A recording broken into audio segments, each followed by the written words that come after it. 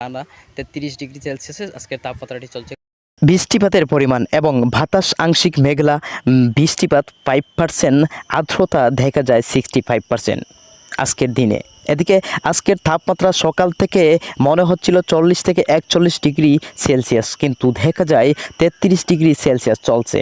এমন তাপমাত্রায় সিলেট সহ মৌলভীবাজার এবং বিভিন্ন এলাকায় ঘোড়া রোদে বাইরে বের হচ্ছে না মানুষজন, এমনটাই দেখা যায় কমেনি গতি। আদমপুর বাজারের মানুষজনের নেই আনাগোনা, স্কুল মাদ্রাসায় টিফিন বিরতিতে বাইরে বের হচ্ছে না কোনো ছাত্রছাত্রী, এমনকি মাঠে কৃষকরা নেই বললেও চলে। কড়া রোদে যেন ডাকছে বৃষ্টির আবির্ভাব। যেমন সকাল থেকে তাপমাত্রার গতি দেখা গেলেও সন্ধ্যা 7টা থেকে বৃষ্টিপাত হতে পারে। দুপুর থেকে 33 ডিগ্রি এবং বিকেল 3টায় তা একই গতি তাপমাত্রার। আবার 4টায় 32 ডিগ্রি, 5টায় 32 ডিগ্রি, 6টায় 31 ডিগ্রি।